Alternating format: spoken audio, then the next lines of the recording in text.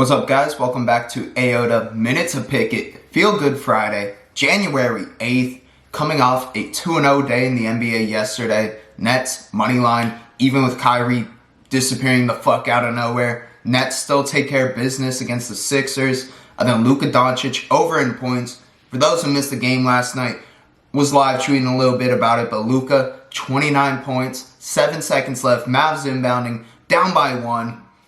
Luka gets the ball, gets double team, makes the smart pass, dishes out, open 3, his guy hits it, they go up 2. 2 seconds left in the game, Jokic comes through in the clutch for us, hits a mid-range shot, sends it to OT. In OT, Luka takes over, goes way over 29.5. We hit there, a little help from Jokic. Bought us dinner last night, so shout out to Nikola for that one. And shout out to Doncic. Those two hitting overs, it's the perfect tandem. You gotta love every time they match up. College basketball, not as good of a day, 2-2. We lost on Oregon plus 3.5. They were close for most of that game, then Colorado pulled it out in the end. Iowa minus 5.5 against Maryland, easy win there. Illinois and Northwestern. Northwestern hit 2 fucking field goals in the second half. They scored 43 points in the first half. Looked like we had a good shot at the over. Then Illinois takes over. Northwestern shoots 8% in the second half. It was brutal, and yeah, so we missed that. You're never going to get that with a team hitting 2 fucking field goals in one half. But then we also had USC plus 4.5 against Arizona. They won that game. That brings our record to the week to 13-11. Unfortunately, still down 1.25 units on the week. But overall in the year, we are up with 27-18 and up 5.15 units. And we're going to keep it going today. Small slate of college basketball games, not a whole lot going on there, but we got a big slate of NBA games I'm very excited for. Let's get into it. Alright, let's start off in college basketball. Our first game, we got Purdue going against number 23, Michigan State. Comes in as a 6-point favorite, over under 141.5. Purdue dropped back-to-back games to Illinois and Rutgers. This is going to be their 3rd road game in a row in which they're 0-4 on the season on the road. Their defense has been pretty good in Big Ten play. They played the conference's best 2 offenses in Iowa and Illinois and held them to 70 and 66 respectively. But both of those games were in losses. A big reason for that is they currently have the worst ranked offense in the entire Big Ten, only putting up 71 points per game, which is not good for a very loaded Big Ten conference this year. They're led by a 6'10 forward in Travion Williams, who's been good, putting up 14 points and 10 rebounds a game. And they don't take a ton of threes, don't have many 3-point shooters, but they are shooting 38% as a team. Michigan State, 8-3 on the year. They've really been all over the place. They've looked terrible in some games, like in losses to Northwestern and Minnesota. They also dropped a home game during that stretch to Wisconsin, in which they lost 3 in a row. But then they bounced back against Nebraska, not a great team. But against Rutgers last game, they won by 23 at home. And their defense, which has been an issue this year, held Rutgers to 45. So maybe they figured something out because defensively they were giving up 82 points per game in Big Ten play. We'll see if they did. It's been a weird transition for this team, moving away from Cassius Winston, who's been a leader on this team for so long. Rocket Watts, they were hoping could fill that spot. He's kind of been struggling as a ball handler this year. The team's been weird figuring it out, but it's a very skilled team. They're still coached by coaches who, as we know, absolute legend in college basketball. I think they're going to figure it out. I think they continue the success that they had in the Rutgers game. Keep it going here. But it is a let-up game, and the way that Michigan State's been so inconsistent, I can't trust them covering in the spot. But I do kind of like the under for this game against a very bad offensive Purdue team.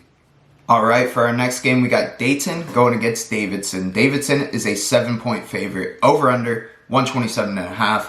Dayton 5-3 opened up Atlantic 10 play with a win over George Mason. Then they dropped 2 to LaSalle and Fordham. Both of those games very close ones by 1 possession each. They do have notable wins this year over Mississippi State and Ole Miss, and they're shooting an impressive 50% from the field, only scoring 67 points per game though. A big reason of that is on 24.9% of possessions. They're turning the ball over. Having big-time turnover issues, needs to work on that. Luckily for them, Davidson, the team that they're playing, only average about 5 steals per game. So, not too terrible of a matchup here for Dayton. They're led by Jalen Crutcher, who's putting up 18 points per game for them. He's been good. They have 4 players averaging double-digit points, but they rely heavily on those starters. Outside of the starters, really not many guys getting significant minutes, and they're allowing offensive rebounds on over 31% of their missed shots. So between that and the turnovers, really hurting their offense. Davidson, 6-4 on the year. They're 2-1 in conference play, suffering their only loss in that stretch to Richmond. They have notable wins over UNLV and Vanderbilt. Their most impressive game, though, was probably early on in the year. They suffered only a 2-point loss to Texas, who, as we know, one of the best teams in the country right now. Recently, who left the team, though, is Chase Johnson, who is putting up 12 points and 6 rebounds for them. That's a significant loss for this team. This team is good offensively, though, without Chase Johnson in the game. They have a guy in Han Jung Lee. I hope I pronounced that right. He's out of South Korea, averaging 17 points per game for them, and he's shooting over 50% from 3. Dude is lighting it up beyond the arc. Should be big for this team. Bottom line here, Davidson has the better resume than Dayton. Dayton turns the ball over way too many times, allows too many offensive rebounds. They're clearly the worst team. We're a little bit hung up, I think, still on Dayton because they were so good last year, but Davidson's clearly the better team here. 7 points is a little bit much here. I don't love taking either team really in this game, but I'm taking Davidson to win the game for sure. Let's go over to the NBA now. First game, we got the Hornets going against the Pelicans. Pelicans 7-point favorites, over under 217. For the first time in their career, we're getting the battle of the Ball brothers, Lonzo against LaMelo on ESPN. Hype for this game. To look at it, the Hornets 3-5 on the year. Gordon Hayward and Terry Rozier have been carrying this team. LaMelo Ball has also been a very good addition for them, it seems so far. It seems like he's going to be a solid NBA player. He's putting up 12, 5, and 5 to start the season. Also 1.6 steals per game. Been good on the defensive end.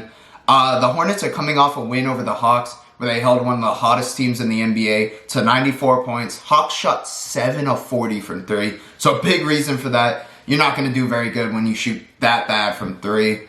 Hornets haven't been a great shooting team this year. They're only shooting 43% from the floor, but they have the most assists in the league, and they're 3rd in the league in steals, been getting a ton of turnovers, which has really helped this team. Gordon Hayward's been hot too. He's scored 44 in their last game against the Hawks. Pelicans, on the other hand, 4-4 on the year. JJ Redick is questionable for this one, something to look out for. They have dropped 2 straight games by a combined 3 points, losing some very close games to both the Thunder and the Pacers. Pelicans have been a very good defensive team this year. They're only giving up 105 points against. They're also leading the league in rebounds between Steven Adams, Brandon Ingram, Zion Williams. They're just a very tall team. It's been great at grabbing rebounds. Steven Adams actually had a triple-double in his last game. Been a big addition for this team defensively. They are struggling from offense, though. They're shooting 45% from 3. Or 45% from the field, and they are the worst team in the league from 3, only shooting 31% from beyond the arc. Brandon Ingram, been the best player. He looks like an all-star again this year for them. Bottom line here, Pelicans struggle to shoot the ball is really concerning, especially in a league that revolves heavily around the 3 ball. They also struggle with turnovers going against its team that's very good at getting steals, team with sticky fingers. I expect the Hornets to keep this game close, probably win it. I'm liking their spread here. Pelicans by 7 is way too much for me. It's a Hornets team that's better offensively than this Pelicans team is. They keep this game close, possibly win. Our next game, we got the Wizards going against the Celtics. Celtics 4.5-point favorites at home, over under 235. Wizards 2-6 on the year. Bradley Beal's coming off a 60-point game against the 76ers in a game that the Wizards actually lost. Like most of Bradley Beal's amazing games in his career. He's leading them in points, of course, after that game. He's averaging 34 points per game now. Wizards 2 wins. They have 1 over the Nets, 1 over the Timberwolves, and they've been swept by the Magic, Bulls, and 76ers. They're one of the hottest teams offensively, though. They're ranking 2nd in points per game and 8th in field goal percentage and 3-point percentage. Thanks to Bradley Beal and thanks to Russell Westbrook, who's averaging a triple-double for the team this year. He is questionable for this game, though. Keep an eye on that one. What's happening with the Wizards when they're losing games? They're worse in the NBA in terms of scoring defense. They're giving up 123 points against, and they're giving up over 40% shooting from 3. Thing that needs to completely change, or they're going to keep losing games despite putting up amazing numbers. For the Celtics, 6-3 on the year, coming off a 2-point win over the Heat. Rookie Peyton Pritchard in that game. If you remember, he hit the buzzer beater that absolutely annihilated my parlay. Unfortunately, but he's been amazing for this team, filling in for Kemba Walker and Jeff Teague, who's been out the last couple games. He's now dropped over 20 points in his last two. Could be a big addition to this team off the bench once Kemba is back. Jason Tatum, Jaylen Brown have been amazing for this team. They're scoring 26 points per game each. Both are shooting over 40% from three, which has boosted the Celtics to the number 4 rated three-point shooting team in the entire league. A big reason why their offense has been amazing. Like the Wizards, though, they need to work on their defense. Not as bad as the Wizards at all, but they're allowing 111 points per game, which isn't great. Bottom line, over. Even if Russ doesn't play, I love the over in this game. Celtics are one of the hottest three-point shooting teams in the league, going against a team that's giving up over 40% from three. They're going to shoot the lights out. Celtics have also been pretty soft defensively to start the year, going against a Wizards team that's putting up a shit ton of points. Let's just go over here. Let's root for a ton of points. Let's root for a game in the 130s for each team. Let's go big or go home in this game. We're going over. For our next game, we got the Magic going against the Rockets. Rockets are 6.5-point favorites at home. Over under 221. This is a game. Keep an eye out for the injury report here. This is going to be a game time decision on whether we pull the trigger on this pick, to be honest. Magic, Evan Fournier, and Michael Carter-Williams both expected to be out. For the Rockets, they're expected to miss Mason Jones, Kenyon Martin, Ben McLemore, and Christian Wood. Wood would be a huge loss for this Rockets team. He's their second leading scorer behind James Harden. For the Magic, 6-2 on the year. Very impressive start for them. Big reason for that is their fifth in defensive efficiency, only giving up 106 points against. They've been really good, and Nikola Vucevic has been the best player on this team so far. He's averaging 21 points per game, 10.5 rebounds. He's really carrying momentum from an impressive showing in the bubble. Rockets, 2-4 on the year.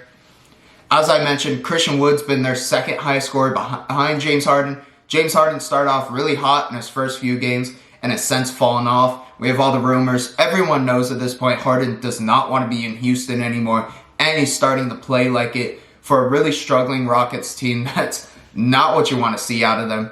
After 30 and 40-point performances to start the year, Harden has only shot 35% or under in his last two meetings. One of those games he shot under 30%. Not been great. Defensively, Rockets aren't great either, like they always are. They're really struggling, giving up 115 points per game.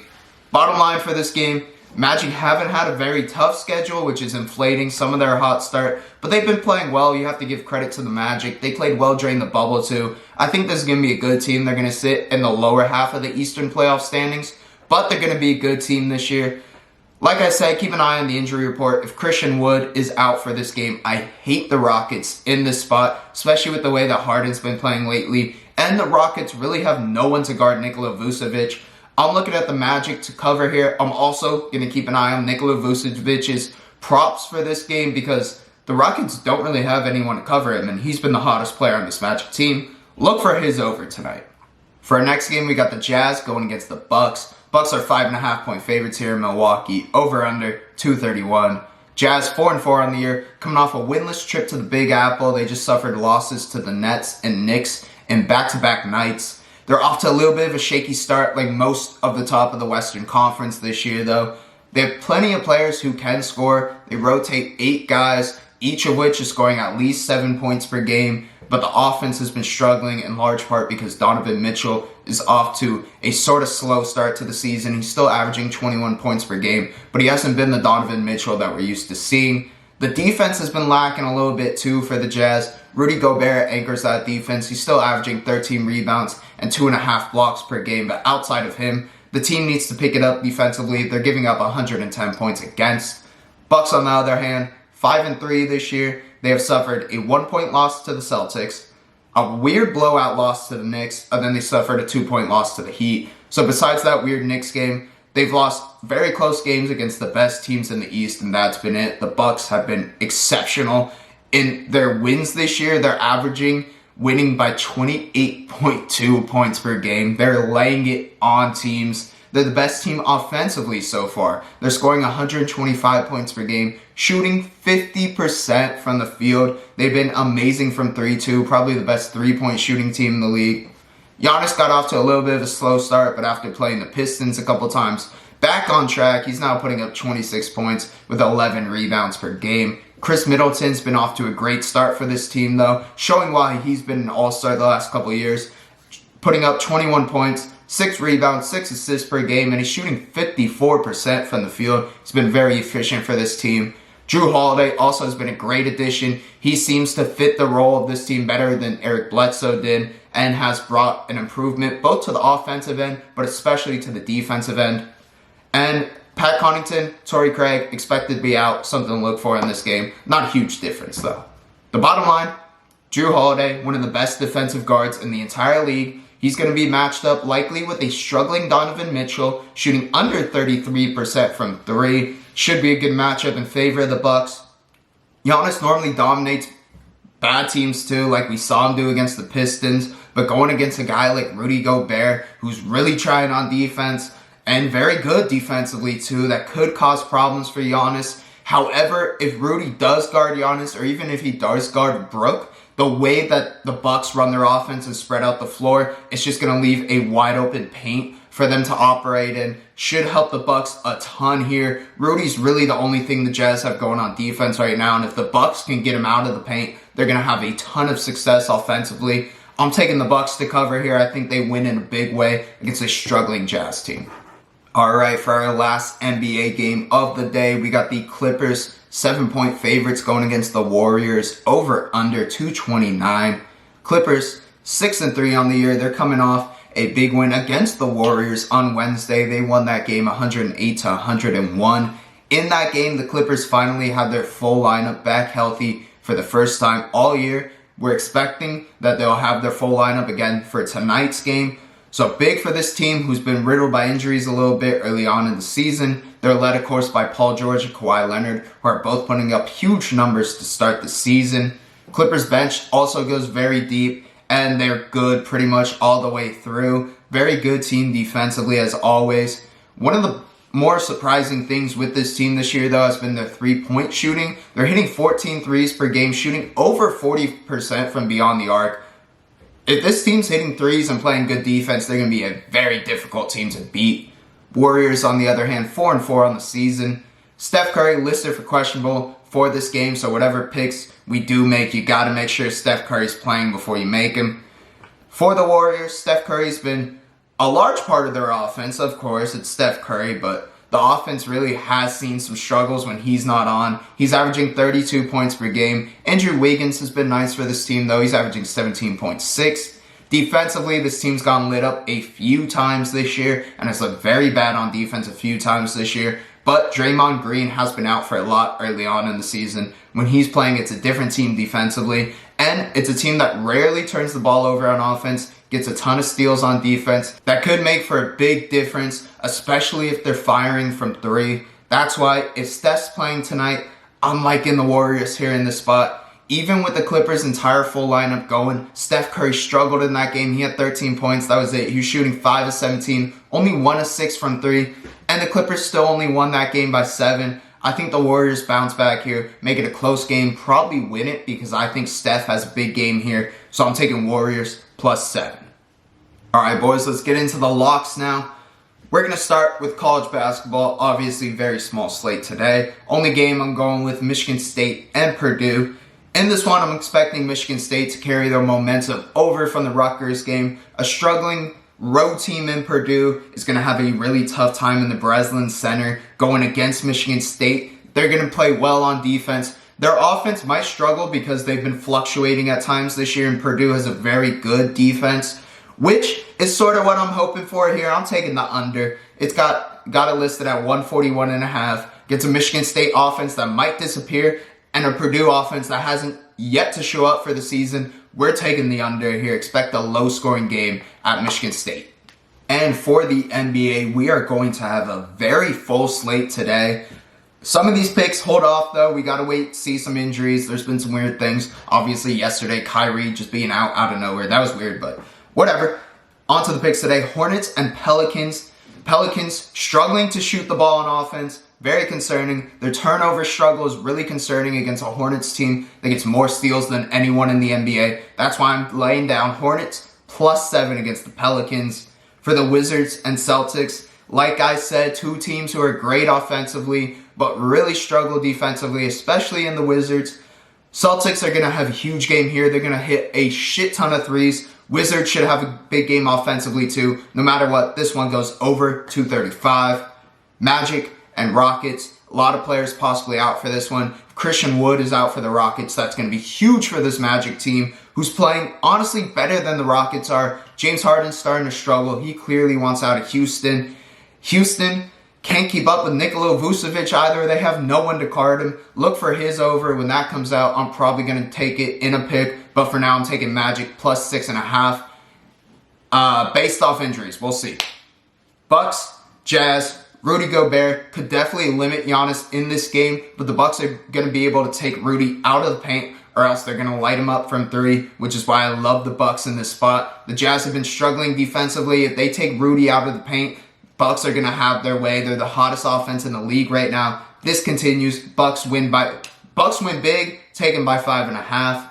And for the Warriors, Clippers, this is all assuming Steph Curry plays. If he does, he's going to have a bounce back game here. Clippers only won the last game by 7, in which Steph Curry struggled a lot. In a back-to-back at Golden State, Warriors have a big game, putting up a ton offensively. They hit the three ball a lot here. Steph Curry goes off in a cover against the Clippers.